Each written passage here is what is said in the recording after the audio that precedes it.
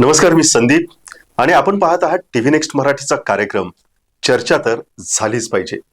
याचं कारण असं, काही दिवसांपूर्वी एका पॉडकास्टमध्ये मनसे प्रमुख राज ठाकरे म्हणाले होते की महाराष्ट्राच्या हितासाठी आमच्यातले वाद किरकोळ आहेत आणि त्यांच्या या विधानानंतर संपूर्ण महाराष्ट्रामध्ये ठाकरे बंधू एकत्रित येण्याच्या चर्चेला वेग आला आणि त्यानंतर मग त्रिभाषा सूत्राच्या माध्यमातून एक निमित्त मिळालं आणि दोन्ही ठाकरेंनी मोर्चा घेण्याचं जाहीर केलं होतं. परंतु अध्यादेशच मागे घेतल्यामुळं मोर्चा स्थगित झाला. परंतु त्याचंही निमित्त साधून या दोन्ही ठाकरे बंधूंनी एकत्रित येऊन आपण मराठी माणसांसाठी लढतोय हा संदेश महाराष्ट्राच्या जनतेपर्यंत पोहोचवण्याची तयारी केली आणि त्यासाठी दोन्ही पक्षातील दुसऱ्या फळीतील नेते कामाला लागलेत. आणि शेवटी गेली 20 वर्ष महाराष्ट्र ज्या क्षणाची वाट बघत होता ते म्हणजे मंचावरती राज ठाकरे आणि उद्धव ठाकरे हातात हात घेऊन महाराष्ट्राच्या प्रश्नासाठी उभे राहतात. या विजय मेळाव्यानंतर मग चर्चा सुरू झाली की राज ठाकरे उद्धव ठाकरे मंचावरती एकत्रित आलेत, पण महाराष्ट्राच्या राजकारणामध्ये युतीची घोषणा कधी करतात आणि त्याच्या वेगवेगळ्या प्रकारच्या चर्चा सुरू झाल्या असतानाच राज ठाकरेंचं पुन्हा एकदा एक विधान समोर आलंय आणि त्याच्यामुळे पुन्हा एकदा महाराष्ट्रामध्ये आता नव्या चर्चेला तोंड फुटलेलं आहे. राज ठाकरेंचं विधान माध्यमांमधून असं आलेलं आहे, त्याने आपल्या पदाधिकाऱ्यांना सांगितलंय की युतीच्या बाबत कुठल्याही प्रकारचं विधान करू नका. जर विधान करायचं असेल तर अगोदर माझ्याशी चर्चा करा आणि त्यानंतर तुम्ही विधान करा. मग हे नेमकं पडद्याच्या मागे नेमकं काय चाललंय? राज ठाकरेंच्या मनामध्ये नेमकी वेगळे काही खेळ आहे का, की याच्यामध्ये आणखी काही कंगोरे लपलेले आहेत? याविषयीच आपण चर्चा करणार आहोत आणि आपल्या सोबत आहेत राजकीय अभ्यासक डॉक्टर श्रीराम पवार सर. त्यांच्याकडून या सगळ्या गोष्टी समजून घेऊ. सर नमस्कार. सर, राज ठाकरेंची 2 विधानं मी ज्या पद्धतीने सुरुवातीला उल्लेख केला, आजचं विधान जे आहे ज्या पद्धतीने ते म्हणतात की मला विचारल्याशिवाय कुठल्याही प्रकारच्या युतीविषयीचं विधान करू नका, कसं बघताय तुम्ही राज ठाकरेंच्या या विधानाकडे? मला वाटतं की 20 वर्षानंतर दोघं एकत्र आले आणि ज्या ठाकरे घराण्याविषयी ठाकरे बँड विषयी चर्चा होती त्याच्या दृष्टीनं त्यांनी एक महत्वाचं पाऊल टाकलं. म्हणजे दोघं एकत्र येणं आणि एकमेकांविषयी जाहीरपणे बळ बोलणं हे निश्चितपणे या दोन्ही पक्षांसाठी खूप महत्वाचं आहे आणि त्याचबरोबर महाराष्ट्रातल्या राजकारणासाठी महत्वाचं आहे. याचं कारण काय आहे तर महाराष्ट्राच्या राजकारणाचा जो अवकाश आहे त्याच्यामध्ये तुम्ही पक्ष म्हणा किंवा ठाकरे म्हणा, शिवसेना म्हणा किंवा ठाकरे म्हणा आणि शरद पवार ह्या 2 घटकांना वगळून महाराष्ट्राचं राजकारण गेल्या कित्येक वर्षात शक्य झालेलं नाही आहे. आणि एका शिवसेनेच्या आता 3 तुकडे झाले असं म्हणता येईल. एक उद्धव ठाकरेंची शिवसेना, एक एकनाथ शिंदेची शिवसेना आणि तिसरी राज ठाकरेंचे मनसे. हे शिवसेनेतूनच बाहेर पडले सगळे पक्ष आहेत. तर आता ह्या एका शिवसेनेचा प्रभाव बाळासाहेबांच्या हयातीत एक विशिष्ट प्रकारचा महाराष्ट्रावर तयार झाला होता आणि त्यानंतर राज ठाकरे शिवसेनेतून बाहेर पडल्यानंतर यातलं कोण पुढे जाणार हा तेव्हाचा एक प्रश्न होता. 19 वर्षापूर्वी जेव्हा राज ठाकरे पहिल्यांदा बाहेर पडल्याने माझ्या विठ्ठलाला बडव्यांनी घेतले असं म्हणाले, त्यानंतर राज ठाकरेंचा करिश्मा, बाळासाहेबांसारखी बोलण्याची शैली आणि त्यांचं एकूण त्यांच्या मागं ते काही बोलावेत आणि त्याच्या मागं मीडियानं पळावं, कार्यकर्ते मोठ्या प्रमाणावर त्यांच्या शब्दाला प्रमाण मानून खळखट्याचा प्रयोग लावतात. याला पाठिंबा मिळतो महाराष्ट्रात की उद्धव ठाकरे तुलनेत सौम्य नेतृत्व आहे आणि एक विशिष्ट पद्धतीनं वाटचाल करायचा प्रयत्न करतात. त्यांना अशी ती स्पर्धा होती सुरुवातीची. त्यात उद्धव ठाकरेंनी बाजी मारली. आपण बघितलं की त्यांनी बाळासाहेबांच्या हयातीत जितका शिवसेनेला राजकीय यश मिळत होतं त्यापेक्षाही पुढं अधिक यश उद्धव ठाकरेंच्या कारकिर्दीत मिळालं. आता दोघं एकत्र येत असल्याच्या टप्प्यावर मात्र शिवसेनेची, उद्धव ठाकरेंच्या शिवसेनेची कमालीची घसरण झाली. म्हणजे त्यांच्यासमोर अस्तित्वाचा प्रश्न म्हणावा अशी घसरण विधानसभेच्या निवडणुकीत झालेली आहे. राज ठाकरे यांचा सुरुवातीचा आवळा आणि नंतर त्यांच्या सभांना होणारी गर्दी कायम आहे. त्यांच्या विधानांना महत्त्व अजूनही तितकंच दिलं जाते. पण पॉलिटिकली राज ठाकरेंचा प्रभाव हा महाराष्ट्रात कुठेही पडत नाही. म्हणजे सत्तेच्या राजकारणात ते अजून पण चाचपडत आहेत किंवा त्यांचं चाचपडणं वाढतंय. विधानसभेला एकही जागा आली नाही, महापालिकेत मुंबईच्या त्यांचं काही नाही. तर त्या पार्श्वभूमीवर आता रिलेव्हंट राहण्यासाठी काय करायचं? कारण मधल्या काळात त्यांनी खूप भूमिका बदलल्या आहेत.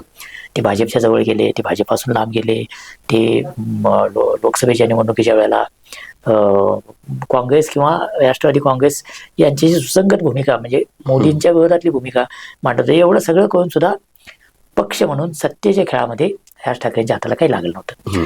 तर या दोघांच्या एकत्र येण्याची एक मूळ गरज काय आहे, तर दोघांसमोर अस्तित्वाचा प्रश्न आहे सत्तेच्या बरोबर. खेळाच्या दृष्टीनं. राजकारणात ठाकरेंचा म्हणून एक महिमा आहे, वेगळे वेगळे ते चालत राहील, पण सत्तेच्या खेळात तुम्हाला नंबर लागतात बरोबर. आणि ते नंबर आणायचे असतील तर आता कुठंतरी आपलं आहे त्यामध्ये ऍड करायला पाहिजे. हम्म. अशा एका टप्प्यावर या दोन्ही ठाकरेंचं राजकीय भवितव्य आलेलं आहे. आणि तेव्हा मग ते तुम्ही म्हणाल त्या मुलाखतीत म्हणाले की महाराष्ट्राच्या प्रश्नापेक्षा कुठले वाद महत्वाचे नाहीत वेगळे वेगळे, त्यातून ही चर्चा सुरू झाली. त्यामुळे ही चर्चा सुरू झाल्यानंतर ते दोघं एकत्र येणार म्हणजे नेमकं काय याचा अर्थ सगळेजण लावतात. आणि राज ठाकरे त्यांच्या एकूण काय म्हणता येईल की त्यांची स्टाईल आहे त्यानुसार ते सगळ्यांना गेस करायला लावतात. हम्म. ते ठामपणे अजूनपर्यंत असं म्हणाले नाहीत की आम्ही दोघं युती करणार आहोत. हम्म. शिवसेनेतून तसे संकेत मिळत आहेत पण मनसेमधून तसे संकेत मिळत नाहीत. मराठीच्या मुद्द्यावर दोघं एकत्र आले कारण तो मुद्दा असा आहे की दोघांना उपवास आहे हम्म. आणि बरोबर. त्या मुद्द्यावर भाजपची कोंडी करता येणं शक्य आहे हम्म. किंवा आत्ताच्या सत्ताधाऱ्यांची कोंडी करता येणं शक्य आहे, शिंदेच्या शिवसेनेची कोंडी करता येणं शक्य आहे, ज्याच्यामध्ये उद्धव ठाकरेंना जास्त कदाचित असू शकतो. की शेवटी स्पर्धा काय आहे की आता उद्धव ठाकरेंची शिवसेना मोठी की एकनाथ शिंदेची शिवसेना मोठी. तर एकनाथ शिंदेंना अडचणीत आणण्याचा मुद्दा हा मराठीचा आग्रहाचा आहे. त्यात या मेळाव्याच्या तोंडावर एकनाथ शिंदे जय हिंद जय महाराष्ट्र जय गुजरात म्हणाले, तो एक त्यांना सहजपणे काय सेल्फ गोल म्हणता येईल असा एकनाथ शिंदेने केला आणि त्याचा फायदा आपोआपच उद्धव ठाकरे राज ठाकरे यांच्या पक्षांना झाला. त्यामुळं ते दोघं एकत्र येणार हे त्या मुलाखतीपासून दिसत होतं. पण एकत्र येणार म्हणजे काय, तर दोघांनी एकत्र येणं हा महाराष्ट्राला एक काय म्हणता येईल की सिम्बॉलिक संदेश देणं की आम्ही एकत्र आलो आहोत आणि आम्ही मराठीच्या हितासाठी एकत्र राहणार आहोत हे दोघांनी पण सांगितलं. म्हणजे तिथपर्यंत दोघांच्या भूमिका स्पष्ट आहेत की मराठी भाषेच्या प्रश्नावर आम्ही एकत्र आहोत. पण या मेळाव्याला कोणताही झेंडा नाही, मराठी हाच अजेंडा बरोबर. असं आधी ठरलं होतं. राज ठाकरे पुन्हा पुन्हा तेच सांगत होते की याला झेंडा नाही आहे आणि हा मराठीसाठी आहे. उद्धव ठाकरे मात्र ह्या सगळ्याचं पूर्ण राजकीय दृष्टिकोनातून त्याकडे बघत होते. त्यांचं भाषण पूर्णपणे पॉलिटिकल आहे. बरोबर. त्यांनी अगदी सडकून टीका सत्ताधाऱ्यांवर केली आहे. म्हणजे मुख्यमंत्र्यांपासून ते सत्ताधारी आघाडीपर्यंत त्यांनी सणकून टीका केली. तो टीकेचा तेवढा टिपेचा सूर आपल्याला राज ठाकरेंच्या भाषणामध्ये दिसत नाही. मराठीविषयी खूप आक्रमकपणे बोललेत, पण राजकारण म्हणून म्हणाल तर ती आक्रमकता त्यांच्या भाषणामध्ये नव्हती. उद्धव ठाकरेंच्या भाषणामध्ये पॉलिटिकल आक्रमकता ही अधिक होती. त्यामुळं मराठीच्या प्रश्नावर एकत्र येणं हे दोघांनी साधलं. पण आता तिथून पुढे जे बोललं जाते की म मराठीचा, म महापालिकेचा, म महाराष्ट्राचा, तर आता मराठीच्या म पर्यंत एकत्र आले आहेत. तर महापालिकेच्या म साठी एकत्र येणार का हा आत्ताच्या घडीचा प्रश्न आहे. आणि तिथं मग राज ठाकरे जे म्हणाले की मला विचारल्याशिवाय जाहीरपणे युतीविषयी काही बोलू नका, ही त्यांच्या पक्षाची भूमिका म्हणून त्यांनी सांगितली, ती स्वाभाविक आहे. कारण असं सुरू झाल्यानंतर कुठल्याही फळीवरचे कार्यकर्ते बोलायला लागतात आणि ठाकरे बंधूंनी एकत्र यावं असं दोन्ही पक्षातल्या खूप लोकांना अनेक वर्ष वाटते. त्यामुळे त्यांना अचानक सगळ्यांना कंठ फुटणं स्वाभाविक आहे. आणि त्याच्यावर कंट्रोल कसं ठेवायचं, कंट्रोल ठेवायचं म्हणजे काय, दोन गोष्टी आहेत. एक, राज ठाकरेंना खरंच राजकारण म्हणून याच्यात पुढे न्यायचं आहे का, म्हणजे भाजपला अंगावर घेऊन किंवा सत्ताधारी जे काही महायुती आहे त्यातल्या तीनही पक्षांना अंगावर घेऊन उद्धव ठाकरेंसोबत नवं समीकरण राजकारणात जुळवायचं आहे का, हे अद्याप त्यांनी स्पष्ट केलेलं नाही. ते करायचं असे संकेत आहेत पण तसंच आहे असं दिसत नाही. हा एक भाग. कदाचित ते जर त्यांनी ठेवलं असेल तर दुसऱ्या त्यापेक्षा महत्वाचा भाग की हे एकत्र आल्यानंतर एकत्र यायचं म्हणजे नेमकं काय आहे. मराठीच्या भल्यासाठी म्हणणं सोपं आहे. हिंदी सक्ती रद्द करण्यासाठी आम्ही एकत्र आलो, ते यश मिळालं कारण ते मिळणारच होतं. हिंदी सक्ती या प्रकारे लादणं हाच मुळात सरकारनं केलेली धोरणात्मक चूक होती की ज्याची काही गरज नव्हती. अननेसेसरी हा इतका मोठा काय म्हणता येईल वादळ सरकारनं अंगावर घेतलं आणि त्याच्यातून बाहेर पडणं कठीण होतं. जे महाराष्ट्रासमोर तसा नसलेला मुद्दा व्हायला की महाराष्ट्रातल्या मराठी माणसाला एकत्र करण्याचा, त्यात कदाचित काही प्रमाणात मुंबईत फायदा होईल, मराठी शिवायची मतं ती कन्सॉलिडेट होतील अशी गणित असू शकतात. पण संपूर्ण महाराष्ट्रात मराठीच्या विरोधात काही भूमिका घेऊन तुम्हाला जर मतं मिळवायची असतील तर ती फार कठीण आहे. त्याचा निगेटिव्ह परिणाम होण्याची शक्यता जास्त. असं असताना हिंदी सक्ती म्हणजे त्रिभाषा सूत्रानुसार तिसरी भाषा पहिलीपासून हिंदी लागू करायचा प्रयत्न, नंतर ती मागं घेणं आणि पुन्हा तिसरी भाषा हिंदी असेल पण ती अनिवार्य नसेल, तुम्ही कुठली घेऊ शकता, ह्याच्या काही कोळ्यांट उड्या मारल्या. त्याच्यामुळं मराठी भाषेभोवती संघटनाचा आणि राजकारणाचा एक स्पेस निर्माण झाली. ती स्पेस व्यापाराचा प्रयत्न उद्धव ठाकरे आणि राज ठाकरे करत आहेत, त्याच्यामध्ये पुढे जाण्यासाठी अडचण अशी आहे की दोन पक्ष एकत्र येत असताना दोन्ही नेत्यांचे इगो मोठे आहेत. हे आपल्याला सार्वजनिक जीवनात माहिती आहे. म्हणजे महाविकास आघाडीच्या सभांमध्ये सुद्धा कोण उंच पाठीच्या खुर्चीवर बसणार बरोबर, अशा प्रकारच्या चर्चा झाल्या होत्या. त्यामुळं हे इगो आहेत आणि कितीही पक्ष यांचे बॅकफुट असले तरी नेतृत्व म्हणून त्यांचे जे इगो आहेत ती काही लगेच हे होतील असं नाही. कालच्या मेळाव्यात उद्धव ठाकरेंनी शेवटचं भाषण केलं. त्या अर्थानं म्हणता येईल उद्धव ठाकरेंची किंवा शिवसेनेचा पक्ष म्हणून मोठा असणं हे अधोरेखित झालं. पण जेव्हा तुम्ही निवडणुकांच्या राजकारणाची चर्चा करता तेव्हा अनेक गोष्टी ठरवाव्या लागतात की युती म्हणून लढायचं का, युती म्हणून लढायचं असेल तर कोणी किती जागा लढायच्या, बरोबर, कारण दोन्हीकडून कार्यकर्त्यांची अपेक्षा असणार की आपल्याला संधी मिळावी. बरोबर. आणि मग तिथं कस लागतो की तात्विक भूमिका घेणं की महाराष्ट्राच्या हितासाठी, मराठी भाषेच्या हितासाठी, हे ठीक आहे, हे दाखवण्याच्या पोझिशन असतात. पण ऍक्च्युली राजकारण हे सत्तेचं असतं. त्यामुळं भाजपनं ही सत्तेसाठी एकत्र आले ते टीका करण्याला काय अर्थ नाही. त्यांची जी काही महायुती आहे ती सत्तेसाठीच एकत्र आली आहे. त्यात अजित पवारांची धोरणात्मक भूमिका आणि भाजपची धोरणात्मक भूमिका यात काय साम्य आहे, किंवा एकनाथ शिंदे आणि अजित पवार एकत्र आले याच्या दोघांमध्ये कसलं साम्य आहे. हे सगळे सत्तेसाठीच एकत्र आले आहेत. त्यामुळे उद्धव ठाकरे आणि राज ठाकरे सत्तेसाठी एकत्र आले तर भाजपवाल्यांनी नाव ठेवा असं त्यात काही नाही. तात्विकदृष्ट्या नावं ठेवता येतील यांनाही त्यांनाही, पण आत्ताचं सत्तेचं राजकारण हे याच प्रकारच्या तडजोडींवर अवलंबून आहे. त्यामुळं त्या दोघांनी एकत्र येण्यात त्या राजकारणाच्या चौकटीत काही गैर नाही, पण त्याच्यात प्रॅक्टिकल अडचणी आहेत आणि त्या प्रॅक्टिकल अडचणी सुटत नाहीत. कोणी किती कसं लढायचं आणि त्याच्याशिवायचा एक मेजर फॅक्टर म्हणजे दोघं एकत्र आल्यानंतर महाविकास आघाडी जी अजून ऑफिशियली डिझॉल्व्ह झालेली नाही, पण त्याचं अस्तित्व काय आता खरं तर त्या 3 आघाडीच्या नेत्यांनाच माहीत, खरंच आपण एकत्र आहोत की नाही. तर त्या आघाडीसोबत या नव्या युतीचं काय करायचं, म्हणजे राज ठाकरेंना स्वीकारायचं या महाविकास आघाडीत की महाविकास आघाडीतल्या 2 पक्षांना बाजूला ठेवून उद्धव आणि राज ठाकरे यांची युती पुढे घेऊन जायचं आणि मग बाळासाहेबांचं स्वप्न वगैरे वगैरे, हिंदुत्व, मराठी, या सगळ्या लाईनवर जायचं. असा यातला एक कार्यक्रमाचा पेच, दुसरा पॉलिटिकल अलायन्स कशी करायची याचा पेच, आणि त्यानंतर एकत्र आल्यानंतर मुंबईपासून सगळ्या महापालिकाच्या, जिल्हा परिषदेच्या निवडणुकीत, कदाचित भविष्यातली विधानसभेची निवडणूक, या सगळ्यामध्ये कुणाच्या वाट्याला काय येणार याचे पेच असणार आहेत. त्यामुळं उघडपणे युती झाली असं जाहीर करायची घाई राज ठाकरे करत नाहीत. सर, अगदी बरोबर बोललात. आणि याच्यामध्ये कुठं राज ठाकरेंचं एक दबावाचं तंत्र दिसतंय का?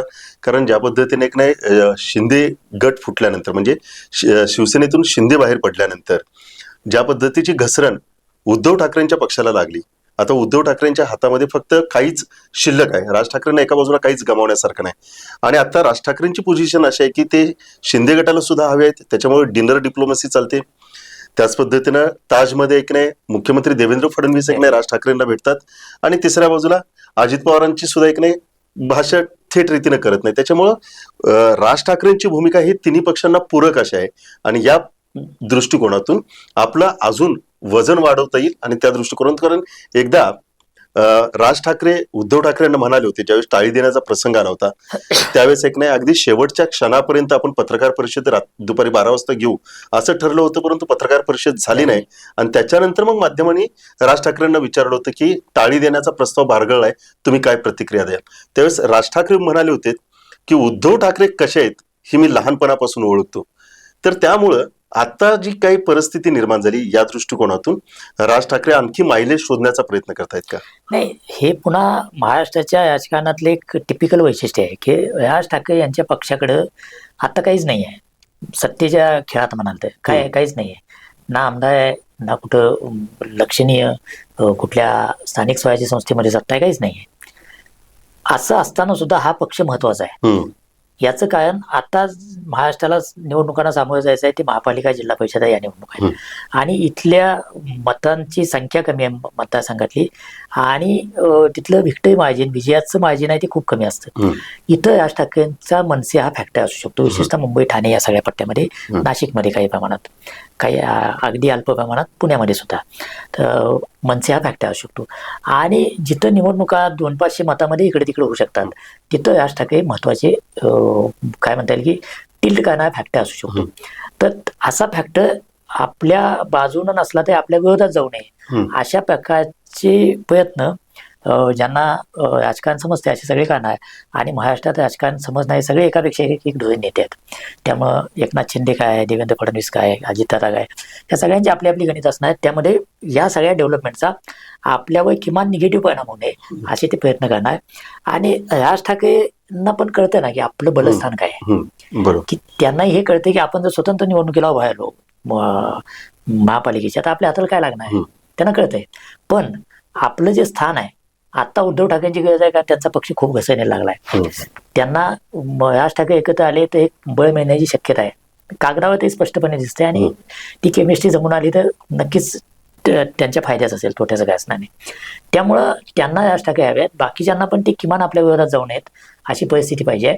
यातून सगळ्यात कमी ताकद असलेला पक्ष हा काही महत्वाचे पत्ते हातात ठेवून उभा राहतो हे राज ठाकरे दाखवून देतात. आणि कुठलाही राजकीय नेता आपल्याकडे जे आहे त्याचं मॅक्झिमम मायलेज कसं घ्यायचं याचा प्रयत्न करत असतो. म्हणजे आपण विधानसभा लोकसभा निवडणुकीच्या काळात प्रकाश आंबेडकरांच्या पक्षाबाबत बघितलंय. ते ज्या पद्धतीनं त्या काळामध्ये विधानं करतात आणि मग युती आघाडी जायची की नाही याविषयी चर्चा होते. तर आपली आपली जी बलस्थानं आहेत त्याच्यावर लोक आपली गणित मांडत असतात आणि आपला वाटा वाजवून घ्यायचा प्रयत्न करत असतात. आता राज ठाकरेंसाठी ही एक अशी संधी तयार झाली आहे, विशेषतः हिंदी सक्तीच्या निमित्तानं. कारण त्याच्या विरोधात जितक्या जोरात राज ठाकरे बोलतात तितकं आज महाराष्ट्रात दुसरं कोणी बोलत नाही, बोलू पण शकत नाही. म्हणजे प्रत्येकाच्या अनेक कमी अधिक कासेन अडचणी आहेत. राज ठाकरेंच्या बाबतीत ती अडचण नाही, ते बेधडकपणे बोलू शकतात आणि शेवटपर्यंत नेऊ पण शकतात. त्यामुळं त्यांना ही एक विशिष्ट संधी आलेली आहे. त्यामुळे ते थोडंसं दमानं घेणार आहे आणि त्याचा मॅक्झिमम फायदा उठवायचा प्रयत्न करणार. हे राजकारणात अत्यंत स्वाभाविक असं आहे. सर, उद्धव ठाकरे आणि राज ठाकरे यांची जर सगळ्यात जास्त मदत आहे तर ती कार्यकर्त्यांच्यावरती आणि खाली ग्राउंडवरती असणार. कारण राज ठाकरेंचा एक आदेश आला तर खटाक होऊन जातं, उद्धव ठाकरेंचा एखादा आदेश आला तर कार्यकर्ते कामाला लागतात. अशा पद्धतीचं आहे. म्हणजेच एक शाखा कल्चर दोन्ही पक्षामध्ये रुजलेलं आहे.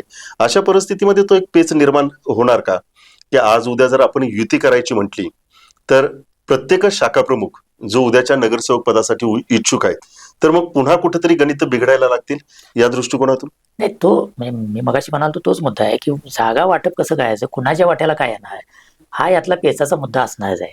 कारण दोघांचे शाखा आहेत, शाखा प्रमुख आहेत, वेगवेगळ्या ठिकाणचे नेते आहेत, एकमेकासमोर उभे राहणारे नेते आहेत.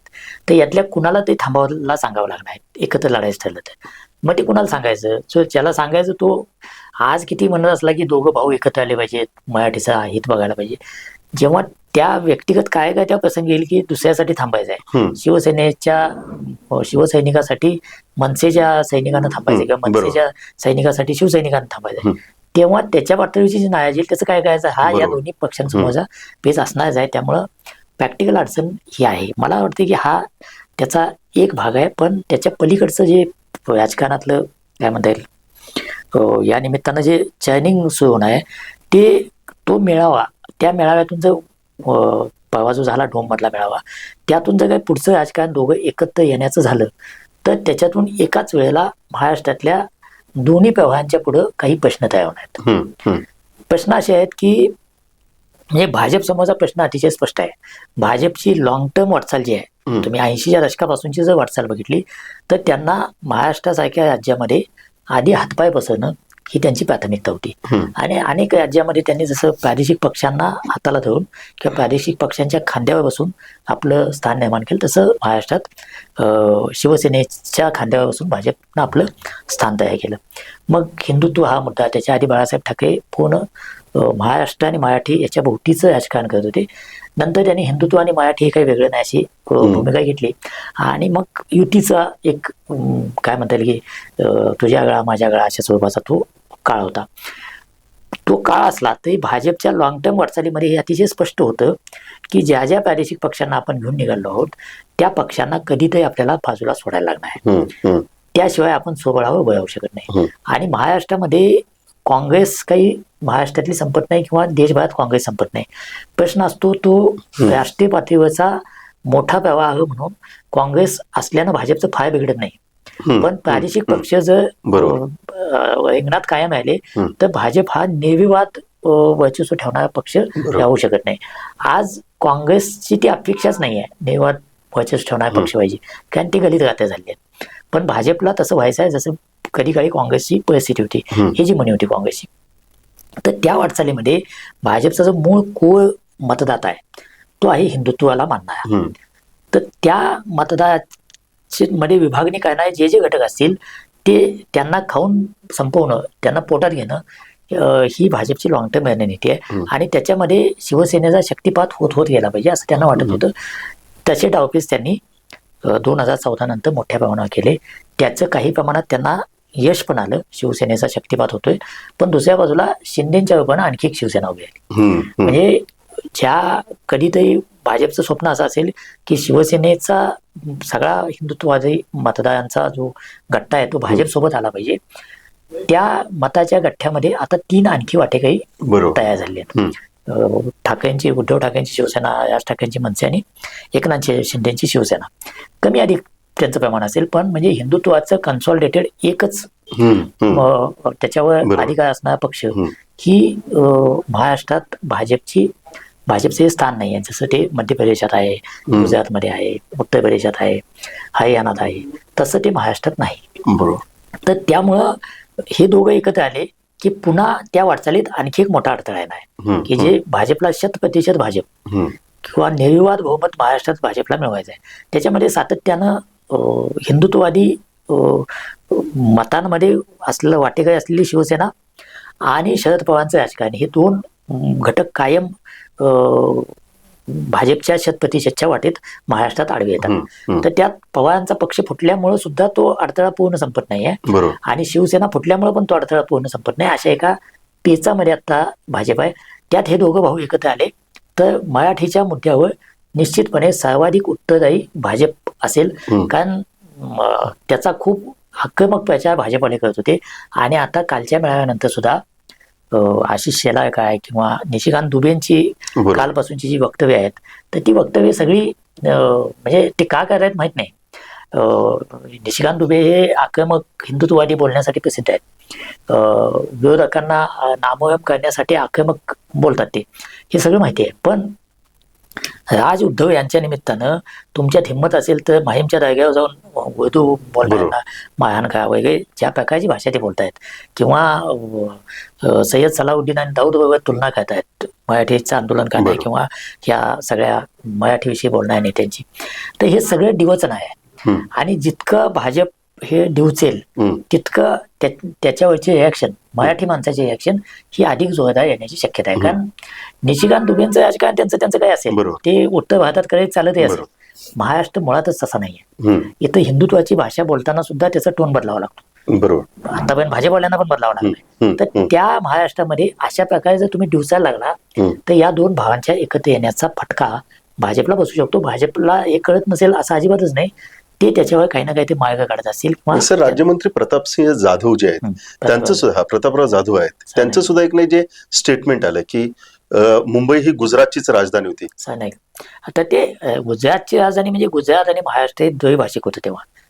म्हणजे त्या संयुक्त महाराष्ट्र चळवळीच्या आधी महाराष्ट्र आणि गुजरातचं एकच राज्य होतं आणि त्या राज्याची राजधानी मुंबई होती. ती गुजरातची राजधानी नव्हती. मुंबई महाराष्ट्रात होती आणि महाराष्ट्रात आहे. ते कधीच गुजरातचा भाग मुंबई नव्हती. मुंबईमध्ये गुजराती व्यापारी काही 100 वर्ष आहेत, त्याच्यामध्ये काही हे असायचा प्रश्न नाही. पण मुंबईतला मूळ माणूस हा मराठी माणूसच आहे. हे संयुक्त महाराष्ट्राच्या चळवळीत त्याच्याविषयी खूप चर्चा झाली आहे आणि मोठ्या मोठ्या नेत्यांनी त्याच्याविषयी मांडणी केली आहे. डांगे असतील किंवा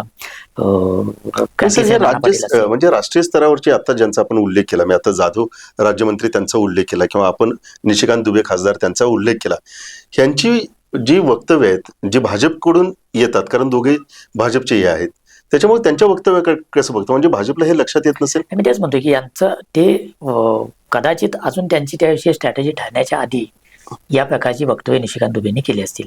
याचं कारण त्यांनी काहीही ठरवलं तरी एखाद्या भाषिक समूहाला तो भाषिक समूह भाषेच्यासाठी एकत्र येतोय तेव्हा जर तुम्ही डिवचायला लागाल तर त्याचा परिणाम हा निगेटिव्हच होतो. हे भारतात सगळीकडे दिसलाय. ते तुम्ही तामिळनाडूमध्ये त्याचा अनुभव घेतलाय, तुम्ही कर्नाटकात त्याचा अनुभव घेतलाय.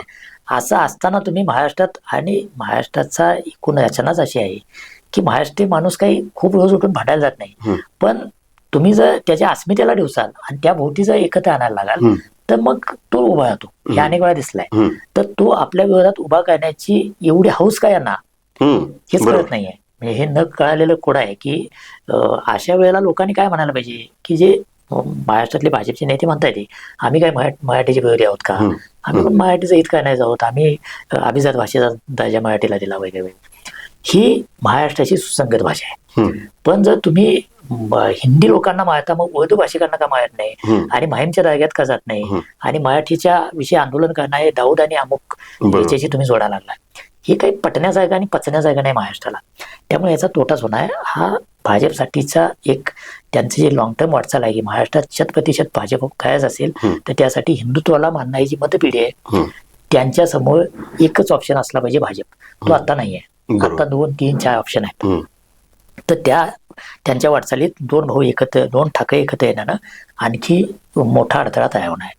दुसरा भाग आहे तो म्हणजे या मेळाव्यात सुद्धा ज्या प्रकारची भाषणं झाली, म्हणजे राज ठाकरे म्हणाले की जे बाळासाहेबांना जमलं नाही ते राज आणि उद्धवना एकत्र आणायचं काम देवेंद्र फडणवीसांनी केलं. हे म्हणाले की अनाजी पंत असा उल्लेख उद्धव ठाकरेंनी केला.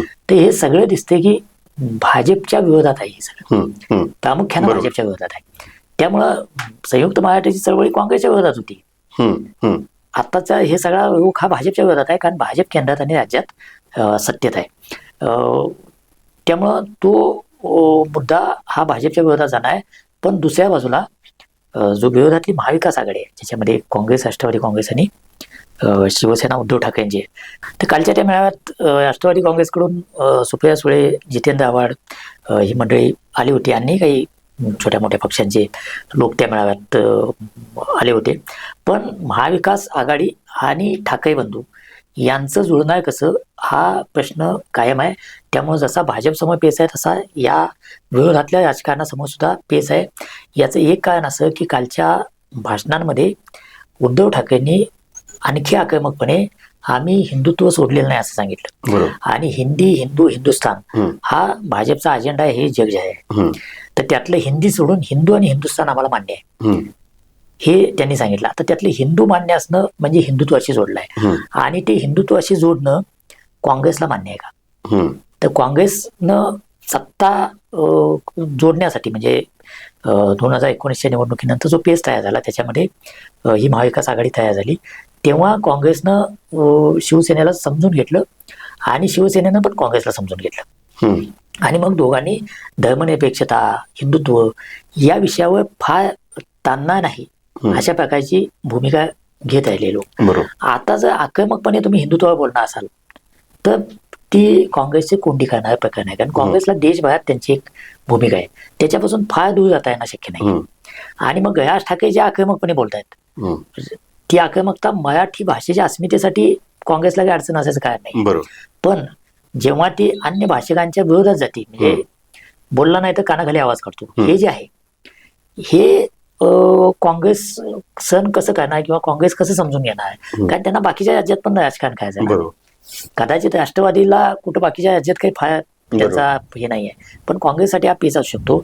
त्यामुळं या एका मेळाव्यानं एकाच वेळेला भाजप आणि काँग्रेस यांच्यासमोर काही नवे प्रश्न तयार केले आहेत आणि ते प्रश्न येणाऱ्या निवडणुकामध्ये अधिक मोठे होण्याची शक्यता आहे. त्या दृष्टिकोनातून मी या मेळाव्याचं महत्व बघतो. सर, मग काँग्रेस या मेळाव्याला का उपस्थित राहू शकली नसेल? नाही, मला तेच वाटते की काँग्रेसला अजून काँग्रेस धोरण म्हणून कम्फर्टेबल नसावी की राज आणि उद्धव ठाकरे एकत्र आल्यानंतर त्यांच्यासोबत आपण जायचं का, याविषयी काँग्रेसचं अजून काही ठरलेलं दिसत नाही. हे बंधू एकत्र आले तर योग काय, त्यात काय वाईट आहे वगैरे वगैरे या झाले सुविचार झाले. राजकारणात दोन गोष्टी आहेत, एक तुम्हाला दाखवण्यासाठी का असेना एक तात्विक भूमिका घ्यावी लागते, एक कार्यक्रम घ्यावा लागतो. तो कार्यक्रम राज आणि उद्धव एकत्र आल्यानंतर जो असेल तो आणि काँग्रेसचा देशव्यापी कार्यक्रम याच्यात जर काही सुसंगती नसेल तर काँग्रेसला अडचणीचं ठरू शकते. त्यामुळं काँग्रेसनं अजून निर्णय घ्यायचा नाही अशा थोडीशी एक लाईन घेतली असेल आणि थोडं बॅकफुट राहू कसं पुढे जाते भाऊ असे भूमिका घेतली असण्याची याच्यामध्ये मला शक्यता वाटते. सर, ज्या पद्धतीने ह्या युतीच्या चर्चा चालू झाल्या त्यावेळेस एक नाही उद्धव ठाकरेंनी राज ठाकरेंच्या बाबतीमध्ये बोलत असताना असं म्हटलं होतं की त्यांनी कुणाला भेटावं, काय करावं, ह्या गोष्टी एक नाही टाळल्या पाहिजेत. म्हणजे एक प्रकारे त्यांचं असं म्हणणं होतं की एकंदरीत संकेत जाणवत होते की देवेंद्र फडणवीसांना भेटणं असेल किंवा मोदींच्या विषयी जी काय मांडणी करायची आहे तर ती एका मर्यादेपर्यंत असावी, त्याच्या पलीकडे जाऊन त्यांनी भेटणं वगैरे या गोष्टी टाळायला पाहिजेत. तर यासाठीच राज ठाकरेंना सुद्धा काय असं मनात असेल की नाही तुम्ही सुद्धा महाविकास आघाडीमध्ये आहात. एक्झॅक्टली, की त्यांना दोघांनाही ठरवावं लागेल ना. जर समजा उद्धव ठाकरे आणि राज ठाकरे एकत्र येऊन निवडणूक लढवणार असतील, असं एकदा ठरलं आणि त्या प्रकारची युती झाली की स्वाभाविकपणे दोघांनाही भाजपवर टीकाच करावी लागेल ना, बरोबर. राजकीय दृष्ट्या. हम्म. आणि एकदा तुम्ही तशी टीका करायला सुरुवात केल्यानंतर जे आता सगळे झाकलेले पट्टे आहेत की कुणी जातो राज ठाकरेंना भेटतो आणि मग काय सहज नाश्त्याला गेलो आणि जेवायला गेलो वगैरे ह्या गोष्टी आपोआपच संपतात ना. बरोबर. त्यामुळे त्या संपवाव्याच लागतील. त्या संपवल्या नाहीत तर तुम्ही आघाडी कशी करू शकाल. म्हणजे राजकारणापलीकडची मैत्री वगैरे सगळे ठीक आहे, बरोबर. पण पॉलिटिकली तुम्हाला स्पष्ट भूमिका घ्यावी लागेल, जी काल उद्धव ठाकरेंनी अतिशय आक्रमकपणे भाजपच्या विरोधात घेतली, तितकी आक्रमकपणे राज ठाकरेंनी घेतली नाही हे दिसतं ना. त्यामुळे तुम्ही एकत्र आल्यानंतर तुम्हाला मतं जर मिळवायची असतील तर भाजपला विरोध करूनच मिळणार आहेत. त्यामुळे त्या भूमिका त्यांना ठरवाव्याच लागतील. त्या भूमिका ठरत नाही तोपर्यंत उद्धव ठाकरेंची अपेक्षा राहील की एक करू नका. राज ठाकरे पण अंदाज घेत आहेत की आपल्याला यातनं काय साधायचं आहे. युती झाल्यानंतर मात्र एकच त्यांचा विरोधक हा भाजप प्रामुख्यानं असेल आणि मग त्याच्यासोबतचे शिंदेची शिवसेना आणि अजितदादांचा राष्ट्रवादी काँग्रेस हे पण त्यांचे विरोधक असतील. आणि त्याची कसोटी प्रामुख्यानं मुंबई महापालिकेत आहे. मुंबई महापालिकेतच ह्या सगळ्याचा निकाल लागणार आहे की दोघं भाऊ एकत्र आल्यामुळं जे म्हटलं जातंय, अजम्पशन आहे की मराठी माणूस एकवटेल आणि तो पुन्हा शिवसेनेची सत्ता मुंबई महापालिकेत आणेल. कारण मुंबई महापालिकेत सत्ता कोणाची याला महाराष्ट्राच्या पुढच्या 2-5 वर्षाच्या राजकीय वाटचालीत खूप महत्वाचं आहे. बरोबर. ती सत्ता जर शिवसेनेनं राखली उद्धव ठाकरेंसह किंवा महाविकास आघाडीसह तर स्वाभाविकपणे महाराष्ट्रातलं राजकारण पुन्हा जशाच तसं अशा टप्प्या येईल. ती राखता आली नाही. जर भाजपनं सत्ता मिळवली तर मात्र हे सगळे विरोधक आणखी डिमोरलाइज होतील आणि भाजपचं महाराष्ट्रातलं वर्चस्व हे आणखी वाढायला लागेल. बरोबर. सर, आता एक विचार असं वाटतं ते म्हणजे राज ठाकरे हे महाविकास आघाडीमध्ये जाऊ शकतात का? कारण राज ठाकरेंच्या भूमिका हे कायमच बदलत राहिलेल्या आहे. ज्यावेळेस 2019ला निवडून आले त्यावेळेस त्यांनी सोनिया गांधी आणि राहुल गांधी यांची भेट घेऊन त्यांना पुष्पगुच्छ दिलं होतं. त्याच्यानंतर राहुल गांधींनी मध्यंतरी ज्या काही भूमिका घेतल्या ईव्हीएमच्या बाबतीमध्ये त्यावेळेस सुद्धा राहुल गांधी एकने मैदानात उतरले होते, म्हणजे राज ठाकरे मैदानात उतरले होते तर राहुल गांधींचं कौतुक केलं होतं. तर अशा परिस्थितीमध्ये जर महाविकास आघाडीमध्ये तुम्ही यावं अशी जर एखादी गोष्ट समोर आली तर राज ठाकरे त्याच्यासाठी तयार होतील का? नाही, ते मी तेच म्हणतो की ते सगळी कॅल्क्युलेशन करत असतील की याच्यात आपला पक्ष म्हणून आणि आपलं नेतृत्व म्हणून यात सगळ्यात आपलं स्थान काय. कारण आता महाविकास आघाडीत जर ते गेले तर ते 4थ्या क्रमांकाचा पक्ष असतील. बरोबर.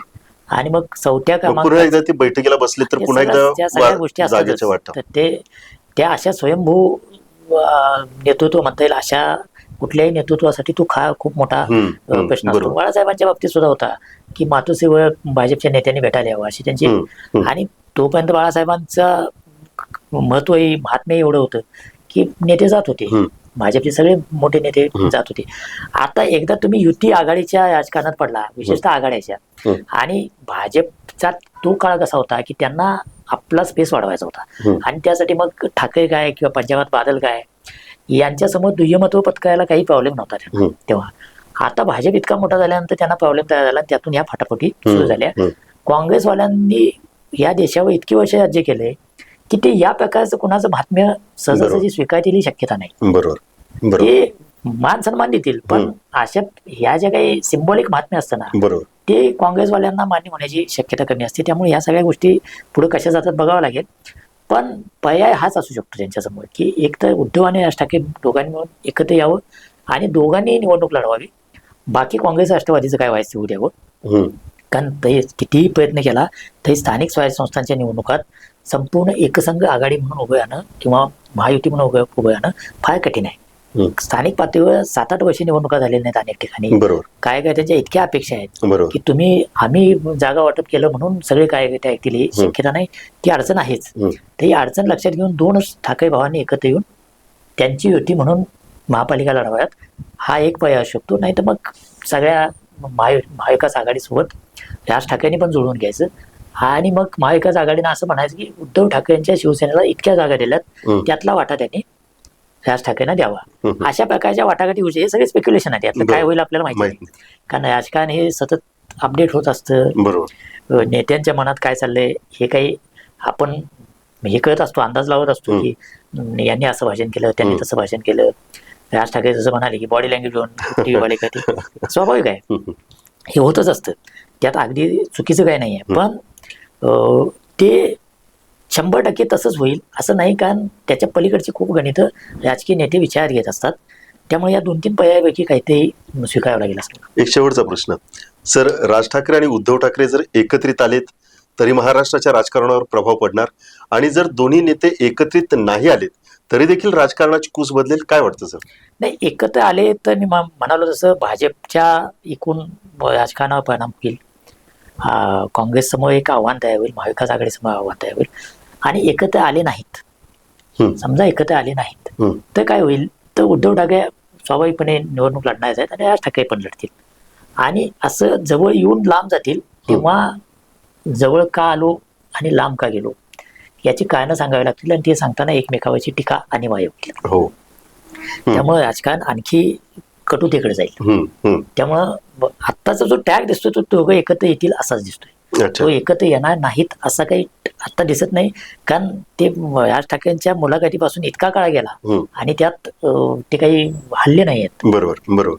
होईल नाही होईल याच्यावर स्पेक्युलेशन खूप झाली माध्यमात, पण दोघांनी टॅग कायम ठेवला, मराठीच्या नावानं का असे ना, पण एकत्र येईपर्यंत स्टेजवर दाखवेपर्यंत दोघं भाऊ, दोघांची मुलं, हा सगळा जो काही शो केला त्यांनी तो एकत्र येण्याच्या दिशेनं आहे. त्यामुळं मला असं वाटत नाही की ते आता एकदम हे सगळे बिघडून जाण्याच्या दिशेनं दोघंही जातील. कुठल्या ना कुठल्या तरी मुद्द्यावर एकमेकाला ऍडजस्ट करावं लागेल. तर एकंदरीतच असं म्हटलं जातं की कुठलीही राजकीय वाटचाल करायची असेल तर अगोदर वाट शोधावी लागते आणि मग चाल करावी लागते. आता ठाकरे बंधूंना एक वाट तरी दिसलेली आहे की आपण दोघं एकत्रित यावं आणि ठाकरे बँड महाराष्ट्रामध्ये रुजवावा, आणि मग महाराष्ट्रातला हा फक्त महानगरपालिकेपुरता मर्यादित न ठेवता संपूर्ण महाराष्ट्रामध्ये आपण या सगळ्या गोष्टींसाठी पुढे जावं. आता वाट तर ठरले, पण आता हे चाल जी आहे ती कशा पद्धतीने होणार? मग ज्या पद्धतीनं सरांनी सांगितलं की एकत्रित बसून महाविकास आघाडीमध्ये सहभागी व्हायचं का, आपले जे कार्यकर्ते आहेत, शाखा प्रमुख आहेत, त्यांची गणित आपल्याला कशी सोडवावी लागतील, आणि भविष्यामध्ये कुणाला अंगावरती घ्यायचं आणि कशा पद्धतीचं राजकारण मांडायचं, हे जोपर्यंत प्रश्नांची उकल किंवा पेच सुटत नाहीत तोपर्यंत याच्यामधली जो एक गुदमरलेला श्वास आहे त्याला मोकळा वेळ देता येणार नाही, आणि म्हणूनच त्यासाठी आपल्याला वाट पाहावी लागेल. पण तुर्तास तर आपण एवढंच सांगू शकतो की राज ठाकरे ज्यावेळेस एखादं विधान करतात त्यांचं विधान सहजरीतीने आलेलं नसतं, त्याच्यामध्ये अनेक अर्थ दडलेले असतात, आणि तेच अर्थ आज आपण थोडंसं शोधण्याचा प्रयत्न केला. आज नेहमीप्रमाणे श्रीराम पवार सर आपल्या सोबत होते. असेच मोठे आणि नवीन अपडेट्स पाहण्यासाठी आपण पाहत राहा टीव्ही नेक्स्ट मराठी. थँक्यू.